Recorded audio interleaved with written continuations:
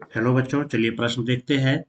पौधों में जलीय अवस्था में रहने हेतु पाए जाने वाले महत्वपूर्ण अनुकूलनों का वर्णन कीजिए। तो यहाँ पर प्रश्न हमसे पूछा जा रहा है कि जलीय अवस्था में रहने हेतु पौधों में कौन सी अनुकूलताएं पाई जाती है। तो चलिए इससे संबंधित पहले हम लोग मुख्य अवधारणा को देख लेते हैं। मुख्य अवधारणा यहाँ पर जो पौधे दिए गए हैं वह जलीय पौधे हैं।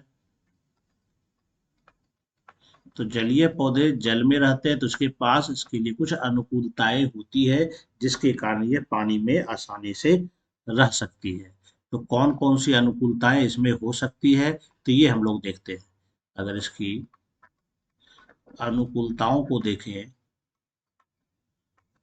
तो कई प्रकार की अनुकूलताएं होती है।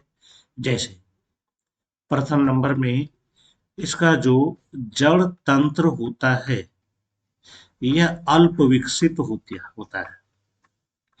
क्योंकि यह जल में ही पाया जाता है तो इसका पूरा शरीर ही जल को अवशोषण कर सकता है। क्योंकि पादप का जो शरीर है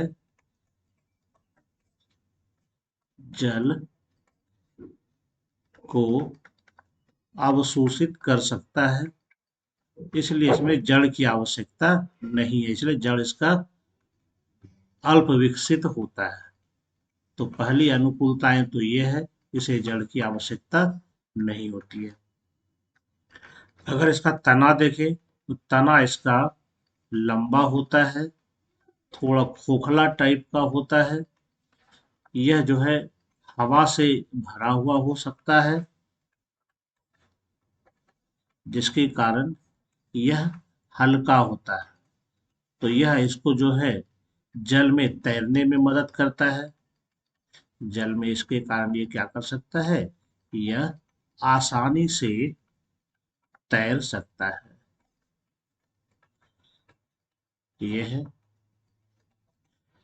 अगला। अगर इसमें अनुकूलताएं देखें पत्ती के मामले में भी, अगर देखें इसका तो पत्ती इसका जो होता है या तो फीते के आकार का होगा, फीते जैसी होती है, या फिर कटी छटी होती है। कटी छटी होने से क्या होता है, जल धारा का प्रभाव नहीं पड़ता है। इस पर क्या होगा, जल धारा का प्रभाव नहीं पड़ता, यानी इसको नुकसान नहीं हो पाता है। तो यह भी इसको फायदा होता है, इसलिए पत्तियां कटी छटी रहती हैं।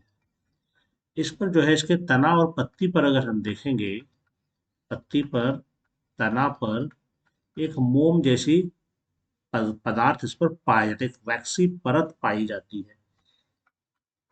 एक मोम परत पाई जाती है जो कि जल का विरोधी होता है। इस पर अगर रंध्र को देखें, स्टोमाटा को, तो मुख्य रूप से पत्ती की ऊपरी सतह पर ज्यादातर पाया जा सकता है, निचली सतह पर आवश्यकता नहीं पड़ती है।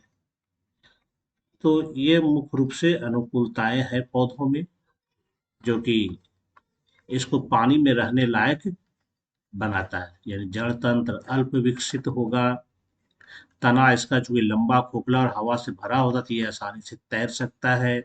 पत्ती चूंकि कटी छटी होती है तो जल धारा का भी इस पर प्रभाव नहीं पड़ता है। इस पर मोम का परत चढ़ा रहता है तो पानी में ये गलता नहीं है। रंध्र भी है तो पत्ती की ऊपरी सतह पर होता है तो यहीं से इसमें वाष्पोत्सर्जन का भी काम हो जाता है। क्योंकि ये बाहर की ओर पाया जाता है, जल के सतह पर ऊपर की ओर पाया जाता है, इसलिए यहाँ पर इसमें रंध्र पाया जाता है। तो ये इसका मुख्य उत्तर हो गया। आशा करता हूँ आप समझ गए होंगे। धन्यवाद।